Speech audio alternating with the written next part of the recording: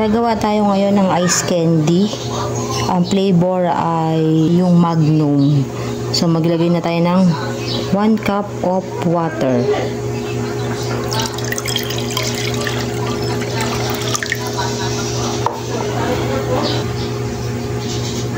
Tapos nilagyan natin ng 1 cup of cornstarch. Busawin natin yung cornstarch sa tubig.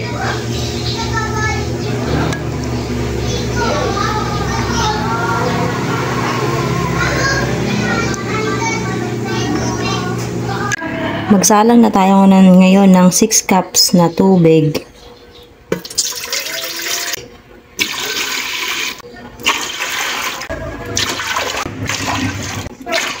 Kuluin na natin ngayon yan sa medyo mahinang apoy.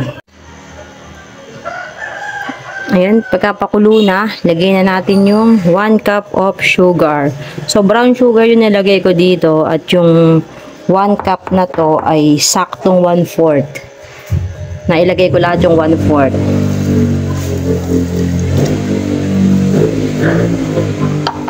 Halo-haloin lang natin hanggang sa matunaw yung ating asukal. Tapos isunod na natin tong mixture natin na water and cornstarch. Haluin.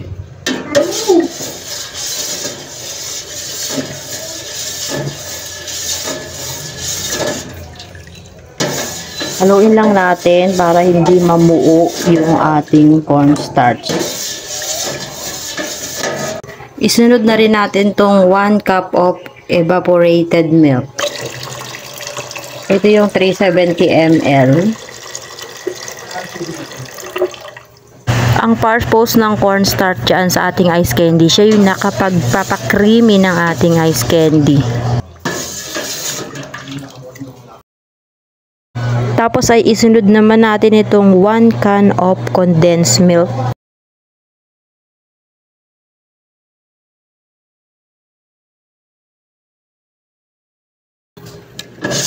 Kailangan lang ay madalas ang ating halo kasi ay namumuo sa ilalim yung ating cornstarch. Halo lang ng halo hanggang sa malutong mabuti yung ating cornstarch. Malalaman natin yan kapag naging creamy na yung ating mixture. Kapag nakikita nyo na ayan, creamy na yung ating mixture, pwede na natin yang patayin yung apoy at atin ang palamigin. Habang pinalalamig natin yung ating mixture ay maglagay naman tayo ng chocolate sa supot. Ang ginamit kong chocolate ay itong Black Bastard chocolate. Wala kasi kung mabiling chocolate na 1 kilo, yung tinutunaw talaga. Kaya testingin or try muna natin tong Black Bastard chocolate kung mag-a-approve. Nagpakulo na tayo ng tubig at ibababad na natin yung ating chocolate dito sa mainit na tubig. At eto na nga, nag-struggle na nga ako sa pagpapalusaw ng chocolate na to. Hindi pala to magandang gamitin dahil napakahirap tunawin ng chocolate kahit na napakainit na nung tubig. At ganito na nga yung itsura ng natunaw kong chocolate. At ayan, hindi siya kumapit ng todo sa plastic at kapraso lang ang nalagyan dahil maliit lang din yung ating chocolate na nailagay. At nang naisalin ko na nga sa plastic ay ito na nga ang kanyang kinalabasan. So maganda yung ating mixture, makreamy talaga siya. Dito tayo pumalpak sa chocolate. Hindi katulad ng iba na nako-coat niya talaga yung buong ice candy ng chocolate. Ito ay nasa bungad lang yung chocolate. Ayan yung nagawa ko at ilalagay natin yan sa ref para patigasin. Ngayon na i-judge na natin yung ating ice candy ginawa kahapon. Ayan. Bawas na yan kasi may bumili na.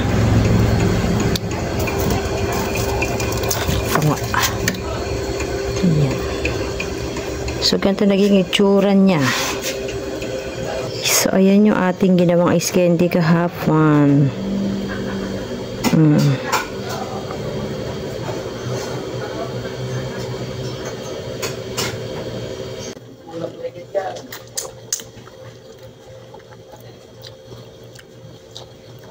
Creamy nga siya, tsaka smooth yung texture ng ating ice candy.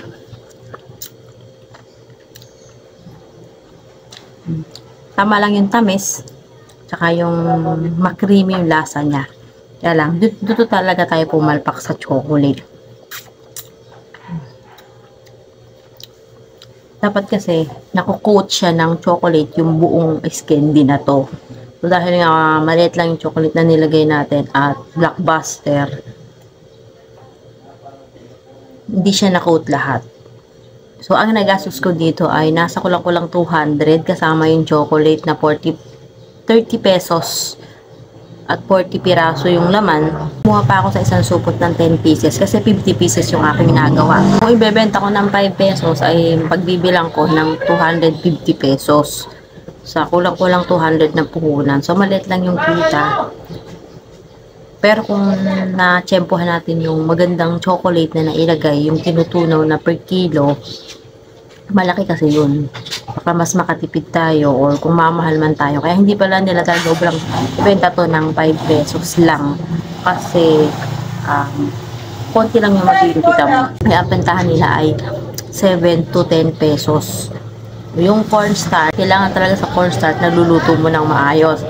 Yung niluluto ko to, tinitikman-tikman ko. Pagka, nung hindi pa siya gano'ng luto yung cornstarch, nalalasahan ko na medyo magaspang or nalalasahan ko pa yung cornstarch. Pero nung naging creamy na, ay hindi na muna malalasahan yung cornstarch. Yung pagka-creamy na yung malalasahan mo.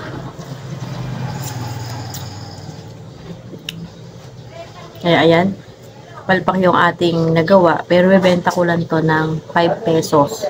Kahit na konti lang tubo ko dahil hindi naman natin na perfect. Pero perfect yung ating mixture. Creamy talaga siya. So yun lang guys. Sa susunod ay gagawa naman ako ng ibang flavor.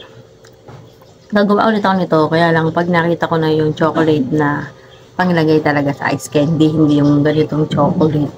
Kasi na-struggle talaga ako sa paglagay. At sa pagdurog ng chocolate. Napakahirap dusawin ng chocolate na yun.